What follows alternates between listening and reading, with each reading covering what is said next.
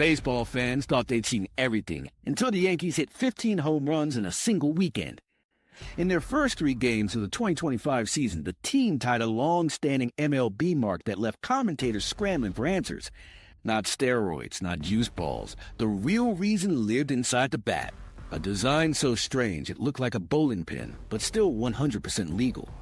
The secret wasn't just swing speed, it was hidden in physics most fans had never heard of, like rotational inertia and the trampoline effect. And here's the twist. Removing weight can increase power. We'll show you how, with physics. For a sport built on stability, the sudden burst looked almost unreal, and everyone was trying to explain what they just saw. When baseball looked broken. The weekend didn't just offer a barrage of highlights, it forced people to rethink what they were watching. The Yankees tied an MLB record by hitting 15 homers in their first 3 games, and by Sunday night the numbers made jaws drop across the league. Fans, commentators, and even players kept circling the same question.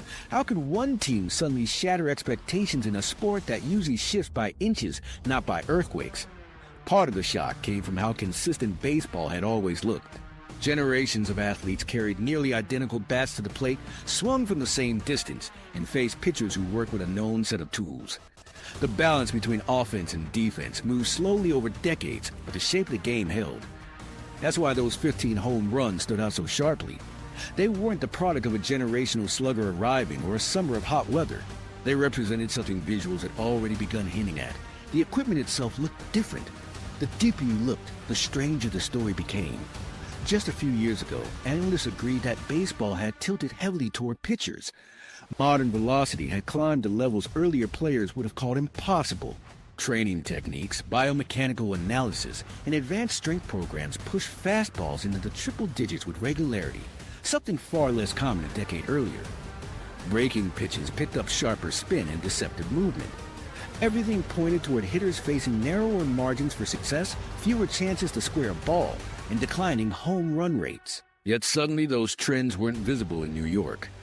Yankee hitters weren't just surviving, they were thriving against the hardest throwing era in the sport's history. When the explanation wasn't obvious, speculation took over. Fans revived familiar accusations. Maybe Major League Baseball had introduced a batch of juice balls. Maybe the Yankees adjusted fence distances without telling anyone. The more extreme theories even dragged performance-enhancing drugs back into the conversation. But drug testing remained strict, and ball specifications hadn't been altered. Those guesses felt like reruns of every past scandal. What none of them addressed was that the change was right there in every replay. The bat itself didn't look like the bats of the past 100 years. Slow motion shots revealed the odd outlines. Barrels didn't taper in the familiar way. Some appeared thick in the middle, others seemed to carry weight in offbeat proportions. At first, it was easy to miss, especially for casual viewers watching the broadcast angles. But once analysts clipped side-by-side comparisons, the difference became obvious. Swings carried a strange rhythm, and the resulting contact produced more than just good hits. They produced home runs that cleared fences with room to spare. For hitters, it felt like an opening. For pitchers, it bordered on demoralizing. A 100 miles per hour fastball is supposed to hand you an advantage, shrinking the hitter's reaction window almost to nothing. But bat after bat kept connecting, blasting fastballs out of parks that looked suddenly too small.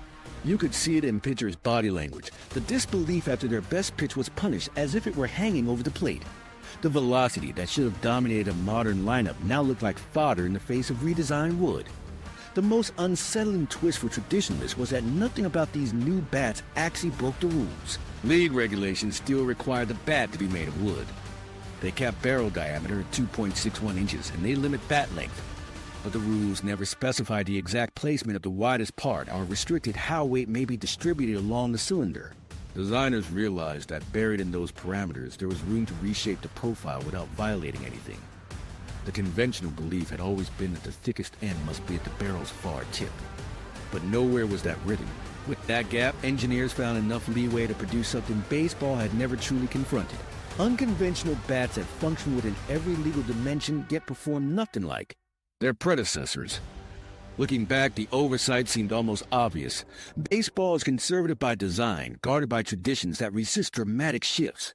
The bat had become a symbol that tied the present to the past, a direct line connecting Babe Ruth's era to today's players. Through integration, new stadium dimensions, and the evolution of protective gear, the bat hardly changed. Fans trusted it as a constant when everything else moved more quickly. But by spring 2025, that perception broke. The Yankees had shown that even this seemingly permanent artifact contained hidden possibilities. Other teams weren't slow to catch on. Analysts clipped frame after frame of New York hitters, calculating swing speeds, studying the ball's exit velocity, and cross-referencing the dimensions they thought they saw. Executives asked equipment representatives where the loophole came from and how quickly those bats could reach their own players. It didn't take long for the realization to spread through dugouts and clubhouses alike. This wasn't a one-week fluke. This was the start of something structural, and ignoring it meant handing a rival every advantage. That's why the weekend didn't pass as a quirky highlight in history. Baseball has always seen hot streaks where a player or even a whole lineup locks in temporarily. But this looked different because it wasn't luck.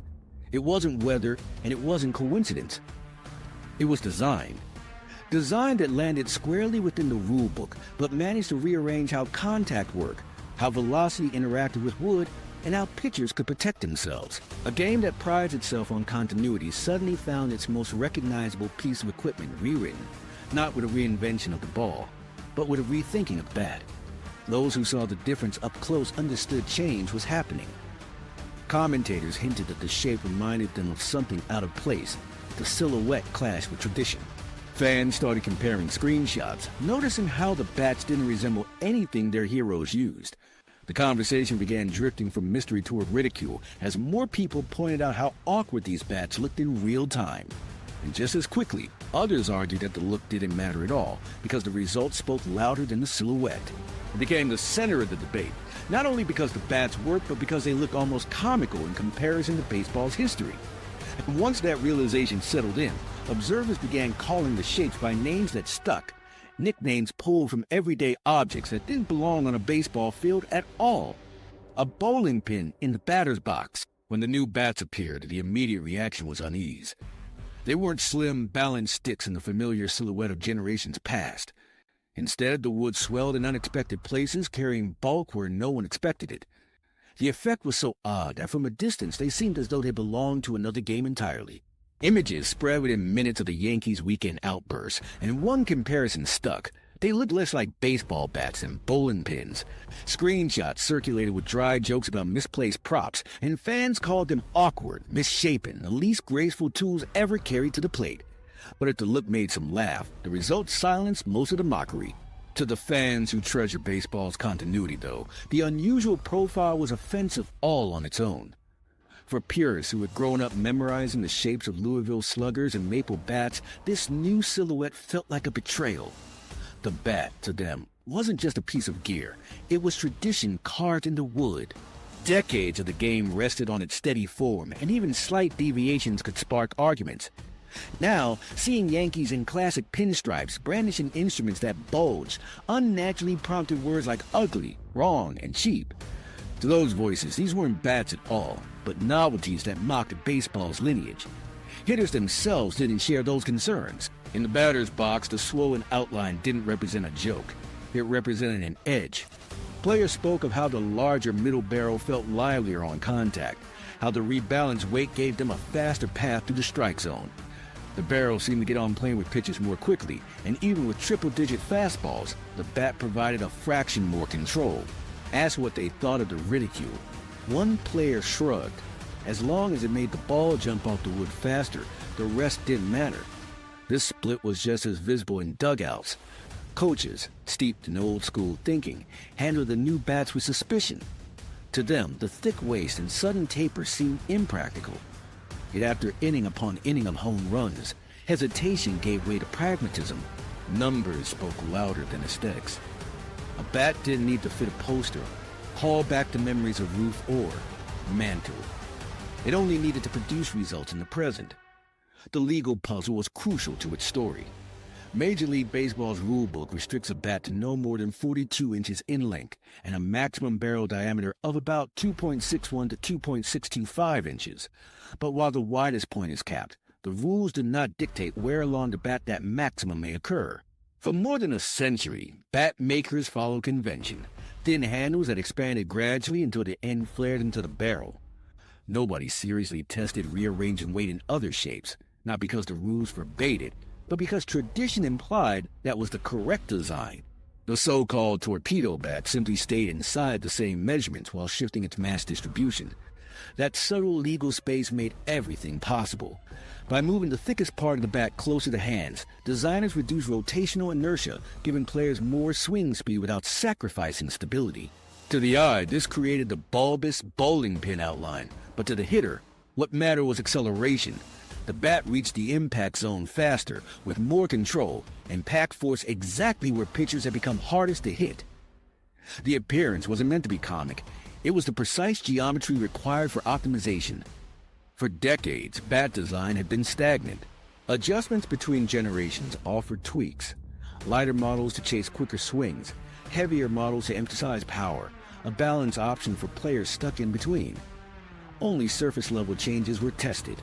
The Torpedo Bat treated the geometry itself as open territory, and in doing so unlocked physics no one had fully appreciated in competition. Fans saw strangeness, but players felt leverage reclaimed in their favor. Even with this knowledge, ridicule didn't subside right away.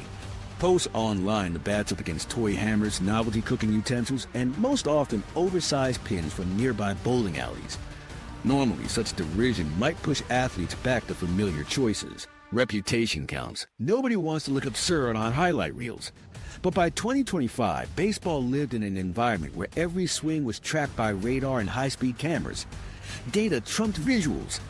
If the new shape raised average exit velocity or turned grounders into homers, image could be negotiated later. That fact reframed the conversation. The bowling pin wasn't an accident or prank. Its design was a logical product of constraints, taking the literal words of the rulebook and applying physics rigorously to them. What resulted looked ungainly but functioned like an upgrade. It demonstrated that in sports, innovation doesn't always arrive dressed in elegance. Sometimes it enters looking clumsy but working precisely as intended. This recognition created unease far beyond Yankees fans or their rivals.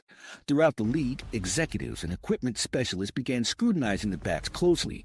If one team proved they could produce seismic results under rules everyone shared, the rest had no choice but to follow or fall behind. That urgency reframed the experiment as precedent, and suddenly the absurd silhouette wasn't funny at all. It represented a competitive gulf. Beneath the surface, the bats also carried a hidden fingerprint. They were the product not of traditional bat makers alone, but of research rooted in physics labs. The strange outlines emerged directly from academic studies on momentum transfer, swing efficiency, and vibration control, topics that had occupied scientists for years without obvious links to professional sports. On opening weekend, however, those years of theory leapt off the page in spectacular fashion. The presence of that scientific mind was hardly obvious at first. Yet buried inside the unusual shape and striking performance was a line of reasoning that belonged to equations more than to batting practice. And as the home runs piled up, observers realized that to fully understand the bat's rise, they needed to look not only at the players swinging them, but at the researchers who had conceived of them in the first place. That connection would soon come into focus: the physicist in pinstripes. Aaron Leanhart's path into baseball began far from any ballpark. He earned a PhD in physics from MIT, later served as a professor there, and eventually made the unusual move to professional sports by joining the Yankees development staff in 2018. After his work gained traction, he later moved on to the Marlins. For a scientist used to focusing on precision instruments and fundamental research, this was an unconventional career trajectory. Yet to him, the core challenge of bat design was no different from the systems he had studied in the lab: how objects distribute energy when they collide, and how shifting mass changes the efficiency of that transfer. His academic work involved momentum transfer and vibration control, problems tied to aerospace parts, precision tools, and sensitive equipment. He realized that the same logic applied when a bat struck a ball traveling faster than human reflexes could comfortably track. The rebound, the vibrations through the wood, and the placement of mass all affected the outcome. Guides to batting had always discussed mechanics in terms of feel or sweet spots, but rarely in the phase-space language of physics. That gap caught Leanhart's attention, and what started as a side curiosity turned into a dedicated research project, even before he had any ties to the major leagues. When he began interacting with players, he did so with a narrow focus.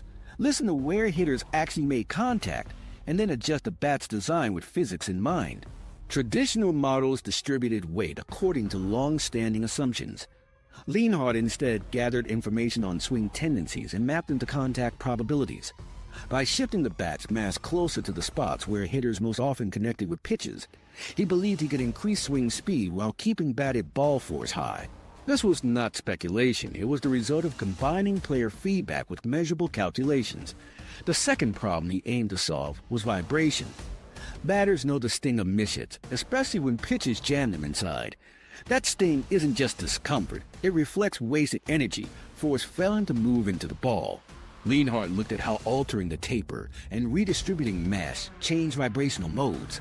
The effect was that flaws in contact produced less painful feedback, while also better preserving energy for the outgoing ball. Together, those two focused improvements, contact-centered mass and vibration control, were enough to generate measurable results. Early testing demanded improvisation. Players described the bat as odd, sometimes even funny-looking, but after a few swings, they reported different sensations. The barrel seemed to accelerate faster through the zone. Inside fastballs felt less punishing, and balls carried farther than expected.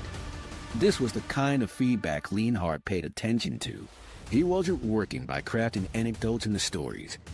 He was aligning what players felt with what his equations predicted. The prototypes didn't try to answer every question about hitting. They targeted specific issues that science could quantify. That clarity is what gained the bat's entry into professional training environments. When the Yankees began experimenting with the design in drills, the metrics turned from small sample impressions into hard data. Sensors showed exit velocities climbing beyond previous averages. Swing paths that used to be sluggish edged quicker through the strike zone, sometimes by crucial fractions of a second. Weak contact on inside pitches began producing line drives and gap shots. This was tangible evidence in a pro setting, and unlike in the lab, it was measured against live, elite pitching. The unusual silhouette of the bat was no longer just theory. It was generating on-field outcomes. Leanhart's shift from MIT to the Yankees drew attention because scientists seldom transition into baseball operations. His colleagues knew him as a physicist whose academic career had focused heavily on intricate technical problems. Seeing that attention turned toward raw performance on the field came as a surprise, but the timeline was clear. Starting in 2018, he joined the Yankees in a developmental capacity, applying what he knew about physical systems directly to bat construction. Later, he extended that work with Miami Marlins. Viewed in this factual way, the move was unconventional but coherent. He followed where his expertise made the most difference. Some observers in the scientific community remained skeptical. Advances in sporting equipment often come packaged with exaggerated promises, and distinguishing real physics from marketing language can be difficult. But skepticism began to soften when professional hitters reported immediate differences with measurable outcomes. Leanhart's work did not claim to make players stronger or faster. It claimed to make their swings more efficient based on the rules of mass distribution. The game itself supplied the validation to actual performance numbers. The critical moment arrived in front of cameras. During those first 3 games of the 2025 Yankees season, bats shaped by Leanhart's principles coincided with results that stood out dramatically. 15 home runs in a series, tying an MLB record. Analysts slowed down footage and identified the difference. The bulk of the bat sat closer to the handle, creating the bowling pin profile. Exit velocities jumped, swings looked smoother, and pitchers' best fastballs turned into extra base hits. The contrast between how odd the bat appeared and how consistently it generated results confirmed that the physics underpinning it mattered more than aesthetics. For Leanhart, this validation was not abstract. Baseball itself became the test. Environment, real pitchers, real games, recorded outcomes that mirrored his predictions. In science, reliable replication under adversarial conditions is the gold standard. Baseball supplied exactly that. The differences held up over repeated swings, multiple hitters, and live action with record-keeping scrutiny. It meant his years of effort had translated directly into sport-shaping impact. The presence of a physicist and team staff highlighted how the sport was changing. Baseball had long talked about analytics, statistics, probabilities, projections, but this was different. It was not about interpreting numbers. It was about taking physical laws and reconfiguring equipment accordingly, all while remaining within MLB's legal guidelines. It demonstrated that innovation didn't need to bend the rules to produce a visible shift in outcomes. It only required someone willing to treat a bat as an engineering problem rather than a sacred artifact of tradition. This new phase of the story also made something clear. The future of bat design was now part of baseball's central conversation.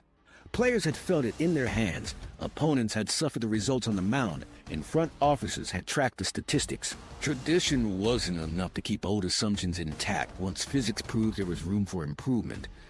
That realization left a direct question hanging over the game.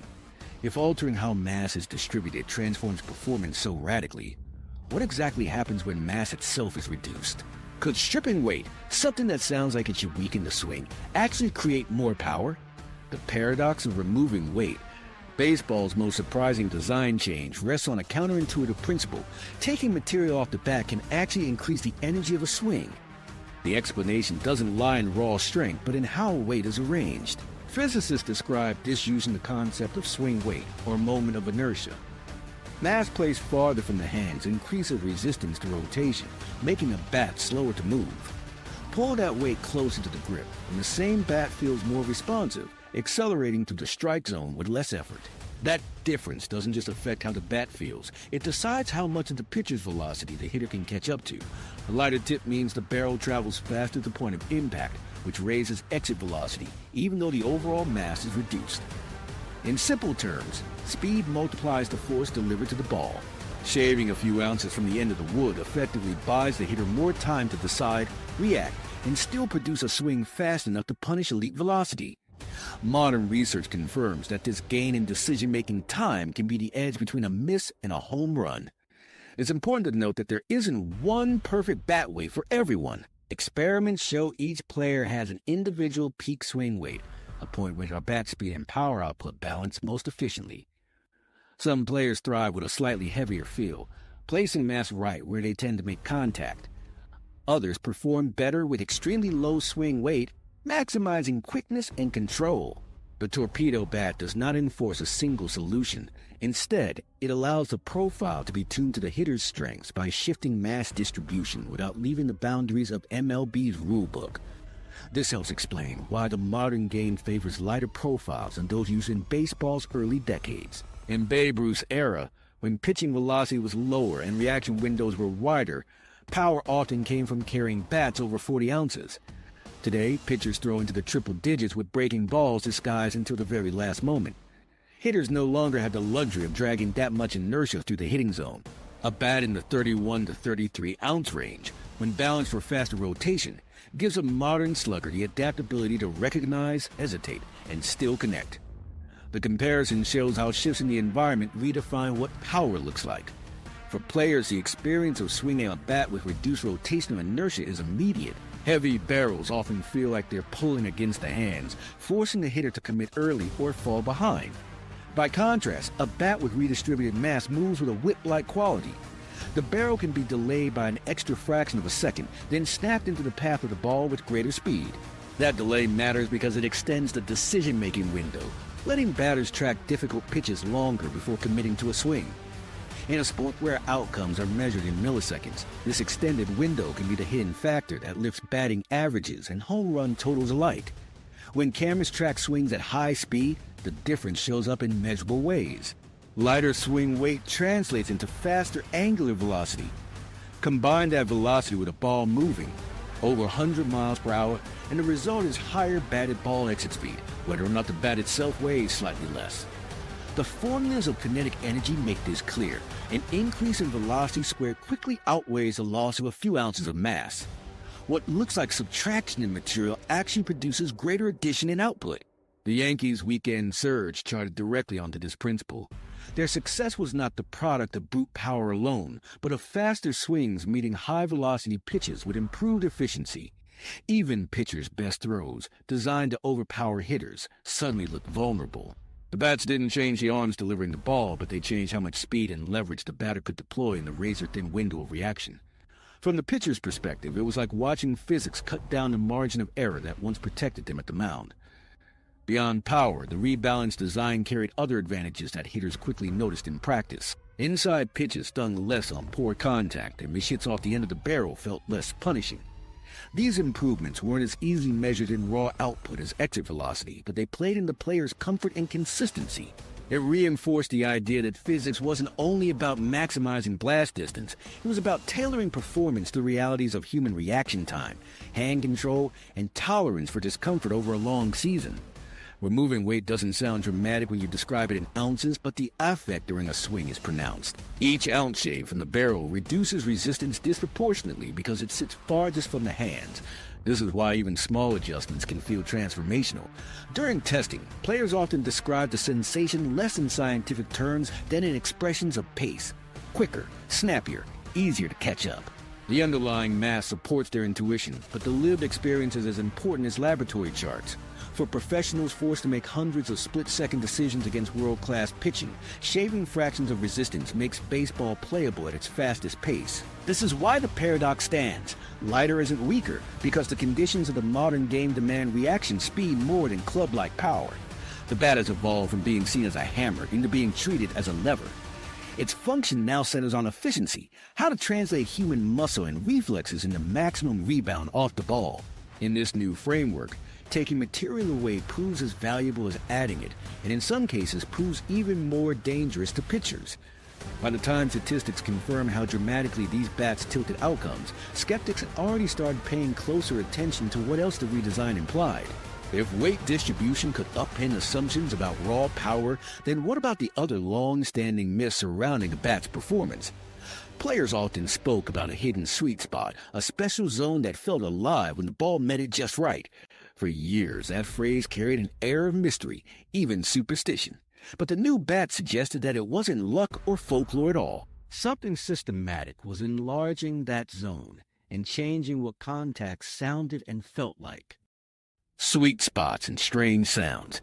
Every hitter grows up hearing about the sweet spot, a part of the bat described with almost mythical weight.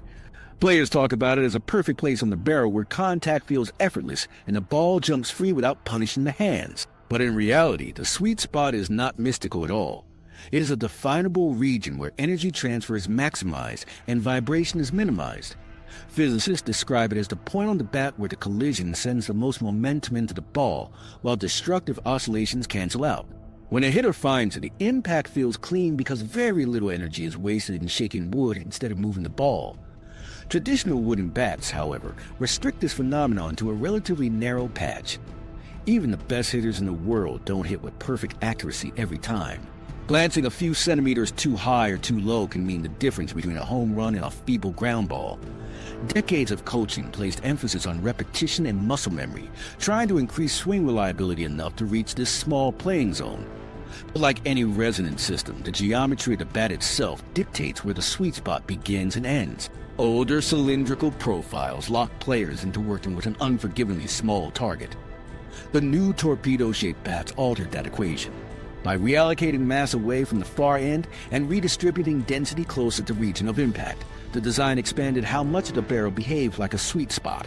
In practice, this widened the effective hitting area, meaning a near miss that would once sting and dribble weakly forward now carried off the bat with velocity and lift. Studies support this outcome. A larger, sweet region improves the rate of what analysts call barrel hits, where exit speeds and launch angles are both conducive to damaging contact, while simultaneously reducing painful sting on miss hits. This change shifted the lived experience for players. Instead of trying for a narrow bullseye each swing, they operated within a more forgiving range. The difference wasn't that every ball became a home run. Baseball retained all of its difficulty, but the baseline contact quality increased. Average at-bats yielded more firm line drives and longer fly balls, which in aggregate added up to team-level power spikes. Where traditional bats punish imperfect swings, the torpedo design turned them into opportunities that might still clear an infield or, with lift, the outfield wall. Another part of the story involves comfort and signal feedback. Anyone who has measured a ball knows the impulse that runs through the fingers when contact is poor, especially against high velocity. That jarring sensation reflects energy wasted in vibration rather than transferred into the ball.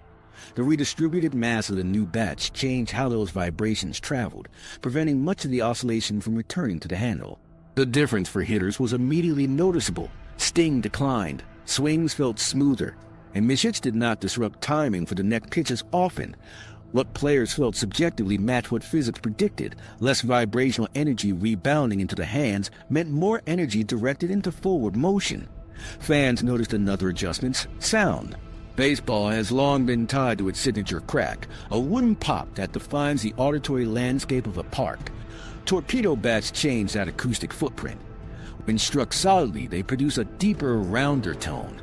This came directly from altered vibration modes. The same frequencies responsible for sting also shape the audible resonance. Acoustic studies confirm that bats with redistributed internal nodes create different sound profiles. For players, the auditory change was incidental. The critical detail was that the altered vibration patterns aligned with more efficient energy transfer. For viewers, however, the distinctive sound underscored that these weren't traditional bats anymore. Taken together, these physical differences reframe the sweet spot as something broader and more generous than folklore once suggested. It wasn't a mysterious connection between hitter and bat, but a predictable outcome of reshaped geometry.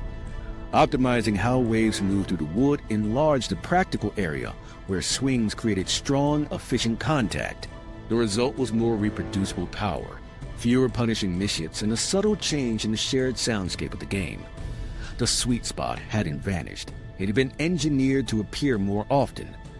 That engineering achievement raised another uncomfortable realization for those watching closely.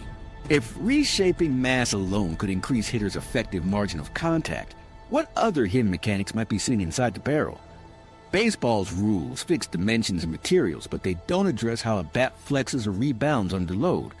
And if vibrations could be tuned to enlarge a sweet spot, perhaps other physical processes could change how the bat itself delivers force when it bends and then springs back during a collision.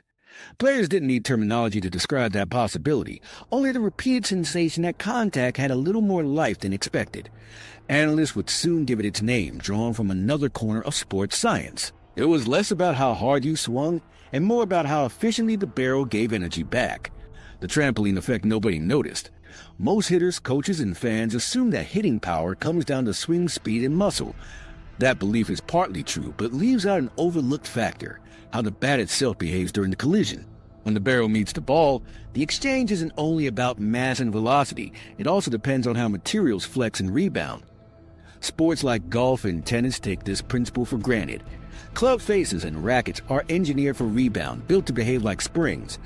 Baseball long ignored this possibility because bats were thought of as rigid wooden clubs.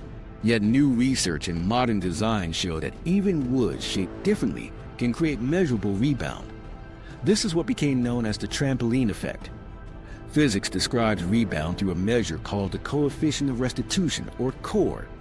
In simple terms, it tracks how much speed remains after two objects collide compared to before. A perfectly elastic bounce, like two superballs striking each other, produces a core close to 1. A dead impact, like clay dropped on pavement, approaches 0. For decades, wooden baseball bats sat predictably in the middle of that scale, solid enough to withstand collisions, but too stiff to return meaningful energy. Ash and maple bats might differ slightly, yet results clustered tightly. The torpedo bats disrupted that pattern. Their carved and redistributed profiles allowed part of the barrel to flex, store, and then immediately return energy, nudging collision efficiency higher than wood had ever shown in the past. This idea is not fringe speculation. Studies in materials science and sports engineering have repeatedly confirmed how barrel flexibility influences performance. Laboratory tests on hollow and composite bats revealed that when the barrel flexes at certain frequencies, what engineers call hoop modes, the rebound becomes stronger. A Penn State study, later echoed by analyses at UMass Lowell and published in Procedia, measured how tuning those hoop frequencies could shift rebound efficiency in predictable ways. When the flex and snapback occurred within optimal ranges, exit velocity measurably increased. Baseball never expected its bats, solid pieces of wood, to enter that territory. But through geometry, the torpedo bats produce structural conditions similar to those already proven in other sports. What makes this effect so subtle is the time scale. The collision between ball and bat lasts less than 1,000th of a second. In that sliver of time, the baseball compresses dramatically, while the barrel of the bat also bends slightly, then recoils. With traditional models, most of the energy loss came from ball deformation. The wood stayed rigid, discarding its role in the exchange. With the new configurations, the bat itself absorbed a fraction of that energy before releasing it back into the ball. Though invisible to the human eye, high-speed cameras confirmed the flex. What commentators and players noticed was the outcome: balls carrying farther than expected off-swings that didn't look extraordinary. Skeptics initially wrote off the idea. Players had long described bats as either stiff or lively, but those words were considered subjective, not tied to measurable mechanics. Flexibility in wood was traditionally framed as a weakness, risking breakage rather than performance gain. Fans assumed the appeal of wood lay in its solidity, the unmistakable crack on contact. But once the torpedo bat showed real changes in exit speed, the old assumptions were tested. The difference wasn't from exotic materials hidden inside the bat. It was from carving the existing wood into shapes that brought its natural flex into play constructively rather than destructively. The comparison to other sports clarified the science. In golf, modern drivers bank on thin titanium faces that gently cave and rebound, launching balls greater distances than stiff woods of earlier eras ever could. In tennis, the entire racket face is designed to flex, snap, and propel the ball forward with added pace. Baseball had avoided the conversation for generations because wood appeared static. Yet the mechanical principle at work was the same. Bats tuned into favorable hoop modes acted less like wooden clubs and more like springboards, channeling energy back in the ball rather than leaking it away as vibration or sound. Broadcasters found themselves confronting a new problem. Old metrics no longer fully explain outcomes. Two hitters could swing at almost the same speed on almost the same plane, with similar launch angles, but the one using a torpedo bat produced higher exit velocity. The explanation followed physics, not opinion. Backcore had shifted upward, and the rebound gain meant the ball left faster than the swing should alone account for. The reliance on swing strength and mechanics as the exclusive factors in slugging percentage fractured. Equipment now had a measurable voice in the outcome. This was not without precedent in baseball history. The so-called juice ball controversies arose when minor, lab-measured changes to ball core drove up league-wide home rights. Even slight increases made massive differences across thousands of at-bats. The torpedo bats brought that same logic into the players' hands. No new ball was required. By altering the bat's rebound properties, teams tapped into incremental but compounding power boosts. And because league rules never mentioned restriction on flexibility, only with type, diameter, and length, enough to design could be penalized. Tradition was disrupted not through cheating, but through an overlooked detail in the rulebook.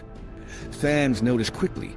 Routine contact started producing surprising outcomes. Fly balls that once landed near the warning track carried a few extra feet into the stands.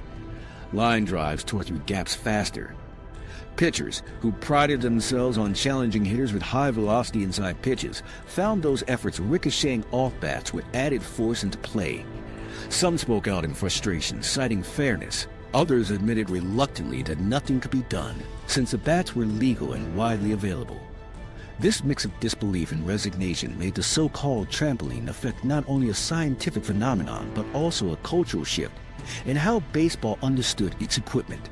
Engineers offered a straightforward description: when with thickness and barrel design tuned flexing vibrations close to optimal hoop frequencies, rebound efficiency naturally improved. In accessible terms, the barrel was timed to snap back at just the right moment during contact, pushing the ball faster without extra swing speed. The discovery wasn't mystical. It was an engineering tweak validated by modal testing. Data collected in controlled environments matched live game results, higher exit velocities, greater average carry, and reduced energy loss through vibration and sound. What traditionalists dismissed as rumor became confirmed mechanics. Defenders of the design pointed out that the rules had never said bats must behave purely as rigid levers. The text limited size and materials, but left dynamics untouched. If wood could be carved efficiently, the rebound it produces should be treated as natural. Opponents countered that this blurred baseball's cultural identity. Bats had always been understood as blunt tools, not engineered springs. But the facts undercut those objections. The bats remained wood, remained solid, and remained within every measurement. Their contribution was born from the same physical system that had existed all along. It was merely organized better. By the time numbers rolled in from that first Yankees weekend, the implications were impossible to dismiss. Average exit velocities for their hitters spiked. Fly ball distances stretched longer. Defensive alignments, already struggling to anticipate launch angle hitting, lost even more ground as previously routine plays became unreachable. The trampoline effect had arrived in Major League Baseball, and it did so through legal designs hiding in plain sight. What mattered most, though, was not just extra distance, but how these bats suddenly altered timing itself. Because when a bat accelerates quicker and rebounds more efficiently, it doesn't simply send the ball farther, it reshapes the tiny reaction windows hitters live inside. The advantage wasn't only measured in miles per hour off the barrel. It was measured in milliseconds of decision-making time, the smallest units that separate strikeouts from game-changing contact. And that margin carried consequences impossible to ignore once players began to experience it in real competition. Milliseconds that change everything. What looks like a blink of time can reshape an entire at-bat. Baseball operates on margins so thin that a 100-mile-an-hour fastball covers the 60 feet, 6 inches from mound to plate in about 0.41 seconds. Inside that window, the hitter has to recognize pitch type, decide on its location, and then move his entire body through a swing. Neuroscience research notes that simply detecting and processing the visual cue of a pitch takes about 0.2 seconds. That leaves only a fraction more to actually launch the bat. Any adjustment that expands that fraction even by a few milliseconds matters enormously. It doesn't sound like much. 3 milliseconds, for instance, is less than 1% of the total travel time of a fastball. Yet when hitters are working at the edges of human perception and coordination, the difference can influence outcomes in visible ways. Researchers who have modeled swing timing show that lowering a bat's rotational load slows the buildup of resistance, which allows the swing to be triggered slightly later. That later launch translates directly into more time spent watching the ball's trajectory. In practice, that means hitters aren't gambling as quickly on whether a pitch will stay straight or snap downward. They can hold their decision until their eyes gather more proof. These moments accumulate as a kind of expanded decision runway. A batter forced to commit early often guesses wrong, chasing pitches starting out of the strike zone or arriving late on fastballs. Widen the margin by even 0.003 of a second, and the hitter can wait just a touch longer before unleashing. The results show up immediately. Less chasing, fewer check swings caught halfway, and more fully committed barrels squaring the ball. Misjudgments don't vanish, they never could, but the ratio shifts in the hitter's favor. Consider a late-breaking slider at 90 miles per hour. With the traditional end-loaded bat, the swing must already be underway before the ball finishes its movement. If it breaks off the plate, the strikeout is almost inevitable. With lighter rotational resistance, the order of processing shifts. The hitter's eyes recognize the late drop, and the body still has just enough time to adjust. Instead of whiffing over the top, the barrel meets the ball more squarely. A swing once wasted turns into a liner toward the gap. Multiply that across hundreds of pitches, and what looks like a small mechanical lens adjustment manifests as higher averages, better contact, and less vulnerability to high-velocity strikeouts. These outcomes fueled the Yankees' barrage that weekend. Their lineup didn't magically inherit more raw strength overnight. Their advantage was built on seeing more of each pitch and reacting with slightly better timing. The new bats did many things: broaden the effective sweet spot, soften vibrations, increase rebound effect, but taken together they tilted the decision-making contest between pitcher and batter. The milliseconds alone didn't cause their home run explosion, but they illustrated one of the most subtle yet persuasive edges physics gave hitters. When hitters talk about seeing the ball better, it isn't literal slow motion. It's the subjective feeling that the pitch stays visible a moment longer before they're forced to respond. That psychological clarity changes swings. Players describe staying calmer, reading spin with more confidence, and controlling the strike zone instead of being controlled by it. In a sport where hitting is often framed as guesswork against overwhelming velocity, redistributing a bat's weight and flex can feel like leveling the contest, if only by degrees. The consequences ripple into at-bat strategy. More time translates into more patience, and patience reshapes pitch selection. Walks increase not because hitters suddenly develop discipline, but because the bat gives them room to hold back. They can resist chasing high heat or breaking balls diving away, focusing instead on punishable strikes. Over a season, those decisions stack into higher on-base percentages and stronger slugging rates. It's not just extra distance on batted balls, it's smarter, steadier choices magnified by equipment. Pitchers feel the pressure in reverse. A small expansion of patience at the plate narrows their margin for error on the mound. A slider that dips a hair too late, a fastball creeping in from the corner. Pitches that once looked untouchable now risk contact. Strikeouts converted into loudouts, and loudouts into highlight homers. Velocity itself no longer guarantees safety.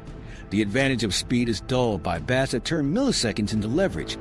For pitchers, that doesn't just change box scores. It undermines the psychology of their arsenal. From the stands, the effect doesn't look like new time management. It looks like confidence. Lineups string together confident at beats, bats stop flailing at junk, and grind pitchers down. The fireworks of home runs grab headlines, but equally important are the unflashy improvements, deeper counts, more walks, fewer defensive hacks.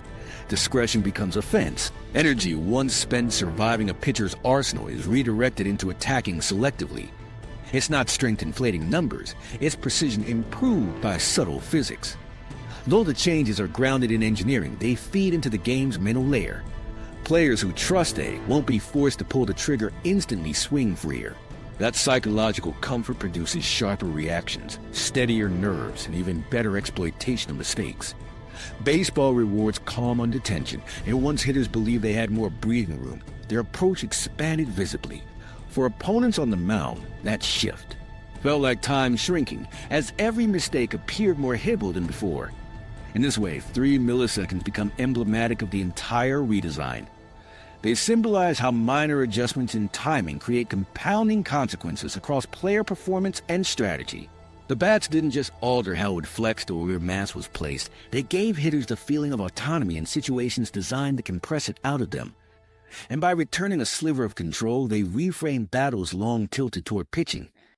Commentators spent that first weekend scrambling for explanations, pointing to luck, weather, or psychological hot streaks. Yet the subtler truth was timing's quiet effect. The bats provided hitters with measurable, rule-abiding tools that elongated reaction windows. To casual observers, this advantage was invisible. To pitchers, it was painfully obvious. Every pitch felt more dangerous the moment batters appeared more comfortable recognizing them. That comfort fed the culture of the game itself. For decades, the defining image of a batter has been one of constant struggle, clawing against odds, stacked by harder, throwing pitchers and advancing analytics. In 2025, redesigned bats offered a glimpse of reversal. Players could feel steadier, lineups could look freer, and the cruelest parts of the pitcher-batter duel shifted back towards symmetry. Fans saw the results in towering hits, but the deeper change lived at the level of time itself. All of this raised a different challenge, one not rooted in data but in tradition. Baseball has always wrapped itself in the idea of continuity, that the tools used today match those of a century ago. But as soon as hitters looked calmer, swings looked stronger, and box scores swelled, opinions divided. For some, the physics-powered edge wasn't an elegant breakthrough, it was the first crack in baseball's identity. And that's why the loudest response didn't come from engineers or players, but from voices convinced the game had been tampered with. Traditionalists versus innovators. When torpedo bats appeared in live games, reactions split sharply. Traditionalists looked at the strange silhouette and bristled. For them, the issue wasn't statistics or legality, it was symbolic. To hold something that no longer resembled the sleek, familiar bat of Cobb or Aaron felt like breaking continuity with baseball's past.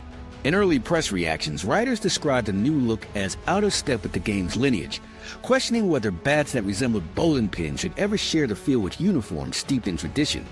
For fans who valued imagery as much as outcomes, the bats already represented a step too far. The reason purists reacted so fiercely lies in baseball's unique bond with symbols. Few professional sports rely so deeply on ritual. Stadiums preserve grass cut precisely to tradition. The length of the base pass has never shifted, and over generations the profile of the bat remained untouched. While helmets or uniform fabrics could evolve quietly, the bat was always present in close-up shots. its familiar taper embodying stability across eras. To change that silhouette was not just a practical matter, but an aesthetic fracture, severing the visible thread linking legends to today's players. On the other side stood players and coaches uninterested in symbolism. For them, questions narrowed to performance. Did the bats work? Hitters testing them in batting cages described swings that felt quicker to the zone and more forgiving on contact. One player, paraphrased in post-game coverage, summed up the move bluntly.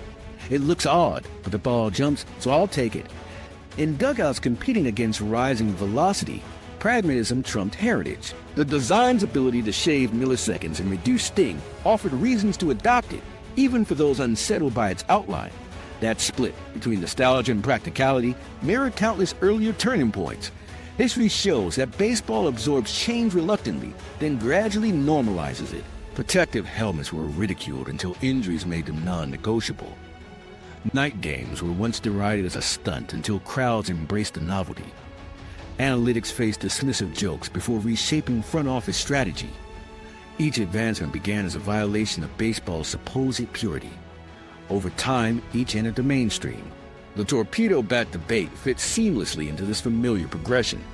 The contrast between mockery and adoption emphasized how perception diverges depending on perspective.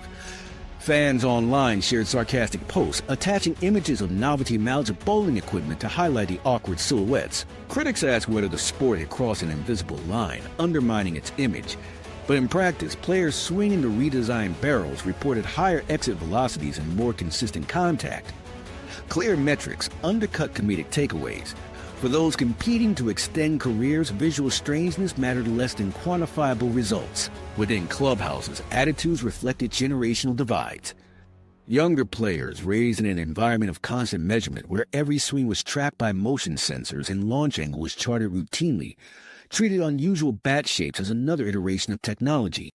To them, equipment already knew no sacred geometry. Veterans, anchored in decades of comfort with traditional models, hesitated. Superstition in baseball runs deep, and some resisted trading familiarity for what looked like novelty. Still, even skeptics admitted the results were hard to ignore once replays stacked with unexpected home runs. The broader discourse followed predictable lines. For traditionalists, the argument never rested on performance. It rested on preservation. They wanted continuity, an unbroken link to the sport they inherited, unmarred by visual disruption.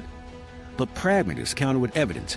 If the design provided measurable gains without breaching rules, how could it be disallowed? League officials, for their part, pointed back to the rulebook. Wooden bats within allowed dimensions were legal. The torpedo model simply exploited overlooked freedom in weight distribution. The standoff was not about compliance, but about taste. As coverage expanded, analysts contextualized the uproar by pointing to baseball's long pattern of resistance overcoming itself. Just as catchers' masks, helmets, and night lighting eventually became routine, equipment innovation seemed destined to normalize. Each era initially resisted changes that later proved unavoidable once benefits were undeniable. Writers called it baseball's cycle of outrage, the stage where debate burns loud before the practice embeds silently into the fabric of the game. Torpedo bats, they argued, appeared to be following that cycle step for step. In the end, the divide distilled to two simple positions. Purists argued that baseball's essence is visual continuity, that watching players swing a bat shaped, like their predecessors, is integral to identity. Innovators replied with fact. Data showed hits traveling farther, home runs increasing, vibrations reduced. For purists, appearance shaped reality. For innovators, reality was measured in performance. Each side leaned on core principles unlikely to reconcile. For the audience, the question came down to values. Should baseball's tools remain preserved as heritage objects, even at the cost of performance? Or should science-driven improvement be welcomed if it stayed within written rules? Press summarized the tension by noting, here's what the research shows: the bats increase performance. Here's what feels wrong: they break the visual line of tradition. That stark framing left judgment to fans while progress rolled forward on the field. Even in the middle of heated arguments, one truth became increasingly obvious. Baseball, despite its reputation for stillness, has always been shaped by change. Tradition and innovation are not contradictions in its history. They are alternating forces. The visual discomfort with bowling pin silhouettes might never vanish completely, but the functional results made adoption more than an individual choice. They made it competitive necessity. Players, managers, and front offices quickly realized that resisting innovation was itself a decision with consequences. In that respect, the torpedo bats weren't just symbols of physics applied to wood. They became reflections of the sport's long-standing debate about identity. How much continuity does baseball owe to its past, and how much must it accept the needs of the present? That question remained unsettled in talk shows and newspaper columns. But inside clubhouses, the calculus was already shifting. For teams chasing wins, the answer leaned toward practicality. What began as a controversy about aesthetics was steadily reframed as a question of competitive adaptation. Whether fans loved or hated the look, the undeniable fact was simple: the bats changed outcomes. For hitters, that recalibrated careers. For pitchers, it reshaped game plans. For executives, it threatened to tip the balance of an entire season. The debate between tradition and innovation was loud, but the game itself made quiet decisions every night on the field. And once the first weekend had passed, another reality emerged. The Yankees weren't the only ones paying attention. Beyond the Bronx, a wider experiment. The spread of the new bats didn't unfold in headlines, but in quieter places: practice fields, batting cages, and data feeds tucked inside team facilities. After the Yankees weekend made national news, other organizations moved quickly but discreetly, determined to see where the results could be verified. League offices issued their own clarification. Under current rules, the bats were considered legal. That single statement cleared a path. With legality confirmed, nothing stopped clubs from ordering prototypes, running internal tests, and gathering numbers that could either confirm or dismiss the hype. Teams didn't approach it with fanfare. They treated it like every other potential competitive edge, something to explore and control conditions first. Equipment reps brought early models into cages, while analytics staff wired hitters with sensors to measure swing velocity, exit speeds, and consistency across sessions. The results weren't dramatic explosions of offense, but they weren't noise either. Data consistently showed small increases in average exit velocity and more forgiving outcomes on borderline contact. Coaches began noting that balls once destined for the warning track pushed farther, and misshits that normally stung hands stayed in play with better pace. Those gains might sound trivial, but context mattered. In a sport decided by slim percentages, even marginal improvements carry real weight. A 2 or 3% bump in slugging metrics across hundreds of plate appearances could tip a team's offense from ordinary to above average. That truth struck home with organizations chasing playoff spots on the margin. Teams didn't need 15 home runs in a weekend to validate the bats. They needed small, reproducible gains that could subtly shift their odds. By the time midsummer arrived, multiple franchises had evidence that the bats delivered exactly that, not miracles, but repeatable advantages. Inside clubhouses, response was uneven. Some players embraced the bats quickly. They described swings that felt quicker to the zone, barrels that seemed to meet the ball more often, and less sting on off-center contact. For those competing for roster spots or trying to gain a foothold in a crowded outfield rotation, the chance to add even one extra base hit every few weeks was meaningful.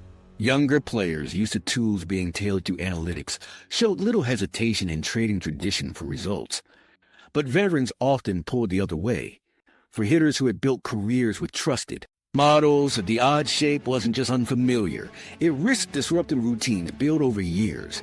Some admitted the bats worked in cage settings, yet abandoned them in games, unwilling to break habits that had already produced consistent success. Superstition played its part too. If a good season had been carved out with a favorite bat profile, messing with that rhythm felt risky. The divide between adoption and hesitation wasn't about data, but about comfort, and it cut through locker rooms in visible ways. That balance, mixed enthusiasm, partial skepticism, defined the league's first full season, with torpedo bats circulating quietly. Some lineups began to include them regularly, others stayed fully traditional, and many hovered in between. Managers handled the issue cautiously, rarely publicizing choices for fear of fueling controversy. Still, reporters tracking pre-game workouts caught glimpses of the unusual silhouettes in batting practice. The wider experiment couldn't be hidden completely. Behind the scenes, organizations treated the process seriously. Clubs charted in-game use against advanced scouting reports, capturing how redesigned bats performed against different pitch types. Analysts produced spreadsheets comparing expected results with actual contact, noting a small but measurable shift in favor of the new models. Engineers adjusted prototypes for player-specific preferences, modeling bat lengths and weight distributions against swing tendencies. None of it pointed to a revolution overnight, but all of it underscored that this was more than a curiosity. Once the numbers lined up, few could argue the bats were irrelevant. Pitchers predictably grew uneasy. Fastballs regularly thrown at velocities designed to overpower hitters were returning off bats harder than projected. In closed-door sessions, some voiced frustration that their work to squeeze hitters with velocity training was being eroded by equipment. Union representatives began fielding questions. Not formal protests, not calls for bans, but concerns that competition itself was being subtly rebalanced. History had taught them to notice when offensive numbers shifted, whether caused by livelier balls, zones expanding or shrinking, or now, perhaps bats behaving differently than expected. Through it all, league officials kept returning to the same stance. The rules defined only certain measurement limits. Length could not exceed 42 inches. Maximum barrel diameter was fixed at just over 2.5 inches. The clarification meant organizations weren't waiting for approval. They already had it. What remained open was not compliance, but choice. By the later months of the season, choice became visible in the way teams planned strategy. Some coaches speculated quietly that in post-season series, where elite pitching narrowed the margin for hitters, even modest efficiency gains could prove decisive. A few executives discussed internally how one well-timed home run or one extra line drive per series might equal the difference between advancing or ending a year early. They didn't make these conversations public, but the speculation revealed how seriously the bats were being considered inside front offices. What players saw most directly was not a promise of instant transformation, but a set of reliable incremental benefits. A slightly longer reaction window, a sting reduced on jam contact, a handful of extra balls struck on the barrel instead of the handle. Translate that into outcomes and you have more base hits, more deep fly balls, and the occasional extra home run. None of it shattered the game in one weekend the way the Yankees surge had, but every piece added up. For most hitters, those additions were enough to matter. Fans, meanwhile, stayed split. Some mocked the designs, posting images to social media and insisting the awkward shapes had no place in baseball. Others asked directly why, if the bats were within the rules and delivered real results, they shouldn't be used. The league's cautious acceptance left plenty of room for argument, but no official grounds for removal. What outsiders missed was simple. Regardless of public mood, behind closed doors, the tests kept coming, and the data kept supporting the same conclusion. That steady accumulation of evidence pushed the conversation beyond novelty. Baseball isn't quick to adopt change, especially when it involves visible symbols like the bat itself. But once tests across multiple teams confirm measurable improvements, the question facing organizations no longer centered on whether the bats worked. It centered on whether ignoring them left the roster at a disadvantage.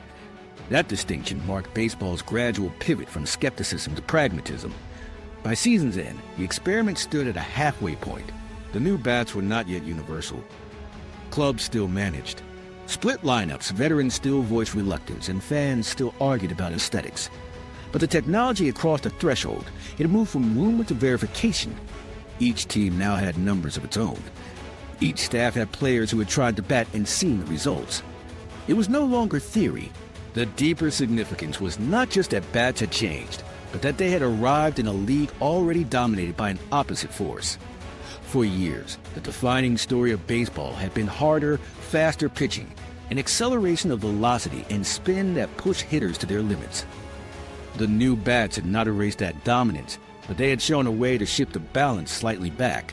Baseball, for the first time in years, had technology on the hitter's side, and that context shaped everything that came next. The edge in an era of dominant pitching. For years, the defining storyline in Major League Baseball has been pitching velocity. Training programs, biomechanical analysis, and technology steadily pushed throwing speeds upward until what once seemed extraordinary became routine. Fastballs touching 100 miles per hour, which a generation ago marked rare milestones, now appear nightly out of bullpens. Off-speed pitches arrived with the same kind of menace, spun at such high rates that they blurred into fastball disguises before snapping late into impossible breaks. The result was unmistakable.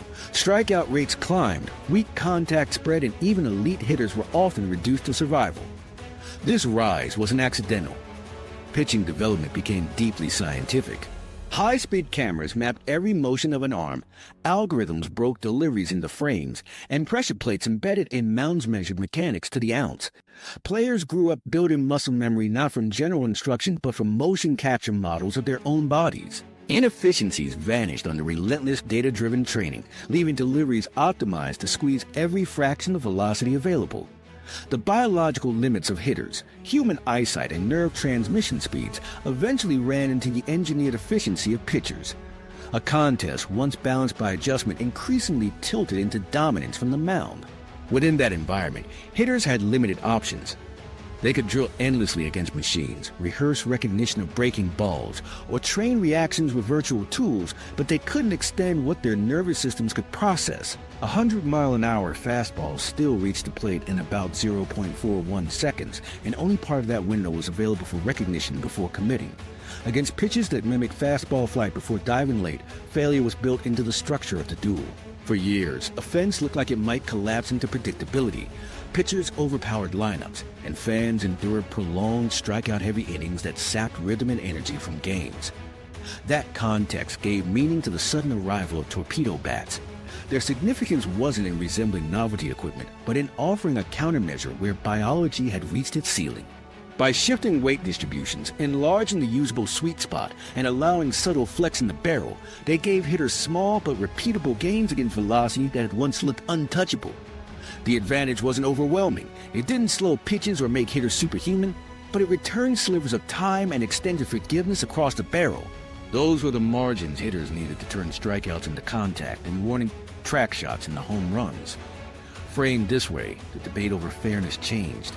Instead of being a distortion of baseball, torpedo bats functioned as a corrective. They didn't invent imbalance. They responded to imbalance that had already spread across the game as pitchers armed themselves with unprecedented training and velocity.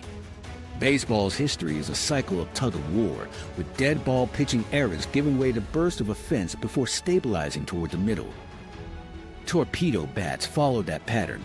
Rather than rewriting the game, they acted as tools that brought equilibrium back into reach. Early accounts from players outside New York confirmed the subtle value. In practices, jam swings traveled farther than expected, and misshits that once punished hands now produced playable outcomes. Exit velocities crept upward in measurable increments, forcing pitchers to back off assumptions that sheer power alone could dominate. For years, complaints about a lifeless offensive product rang through broadcasts and newspapers. With torpedo bats, that conversation shifted. Fans who missed the tension of uncertain outcomes found themselves watching hitters who could again threaten elite arms. The development parallels moments from other sports. Tennis players once wrestled with serves becoming too fast until racket design compensated with flexibility and string adjustments. Golf adapted to changes in course design and ball engineering, with innovations in club faces that preserved skill while sustaining spectacle. Baseball, slower to permit equipment change, had leaned on tradition around wood bats for generations. But universals held true. When defense or pitching pushes beyond human reaction thresholds, offense requires tools that restore playability. That didn't mean abandoning rules. It meant re-examining assumptions about how tools within those rules were shaped. The test from that first Yankees weekend confirmed what physics predicted. Pitchers hadn't changed their deliveries or speeds. Yet the redesigned bats shifted results, not in isolated cases, but across a lineup. The outcome wasn't trickery, it was efficiency. When hitters finally held bats optimized for modern velocity instead of for resemblance to their predecessor sticks, the balance became visible. Analysts who knew the hidden math saw it clearly. Pitchers and hitters were contesting with comparable advances for the first time in years. What this implied for the future was cautionary but not destructive. If such bats became widely adopted, velocity alone would no longer guarantee control from the mound. Pitchers would need to rely more heavily on location, movement, and deception, reintroducing craft alongside speed. Games wouldn't unravel. They would reassert competition in its fuller form. The torpedo bat wasn't a magic wand or a destructive gimmick. It was a reminder that baseball's equilibrium requires both sides to evolve. Without that, one axis of performance risks smothering the rest. With it, contests can regain the unpredictability fans equate with entertainment. It's worth noting that Major League Baseball is already accustomed to testing technology and rules in pursuit of better balance. PitchCom systems for signaling, automated strike zone tests, and altered baseball specifications have all been piloted at the league's direction. Against that backdrop, scrutiny of the Torpedo Bats made sense. Officials affirmed that the models met written requirements: length no longer than 42 inches, diameter under 2.61 inches, and construction of wood. Within those constraints, innovation stood permitted. The results of their adoption, however, remain a matter for the league to monitor. That distinction matters when considering how the story unfolds. Torpedo Bats offered a potential corrective to years of pitching dominance, but their long-term competitive influence still requires fuller evidence. A few months of testing, even backed by spikes in performance, can't determine whether these bats alter outcomes across seasons.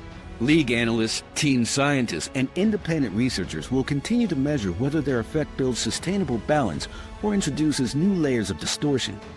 At this stage, the design stands as an experiment in progress, remarkable in its timing, but not yet absolute in its verdict. However they are judged in retrospect, their arrival underscored a truth few could deny: baseball is subject to the same forces of innovation and physics as any other sport. The game's meaning may be wrapped in tradition, but its contests are always contingent on tools, conditions, and timing. When those factors evolve, so too does the nature of competition. And with the attention on bats unlike any seen in generations, fans and players alike were forced to reconsider whether baseball could truly remain what it once was, or whether it had just revealed a different identity beneath the surface. In that way, the conversation began reaching beyond equipment itself and into the game's deeper character. Some argued that bats like these distorted heritage, while others maintained they simply clarified the science already running the game. It was not a matter of whether baseball had broken. It was about what the shift revealed. And as more results mounted, the question became less about nostalgia and more about recognition. Was this change unnatural to the sport, or was the sport finally being seen in its full reality? That question, inevitable after the Yankees weekend and the experiments that followed, would lead observers to a broader reflection on what baseball had quietly shown all along. Baseball wasn't undone by torpedo bats. It was reframed through physics hiding in plain sight. What looked like a quirk of design revealed how much mass, inertia, and rebound defined every collision between bat and ball. The bats didn't break rules, they applied them. By redistributing weight within the legal limits of length and diameter, players gained speed, forgiveness, and consistency without stepping outside MLB's written standards. Whether these designs become standard now depends on two forces: the data teams continue to gather, and whether MLB decides the rulebook needs tightening. This is where rules, craft, and physics intersect, and that's why we're watching closely. If you want a short physics explainer that ties all this together in under 2 minutes, say so in the comments.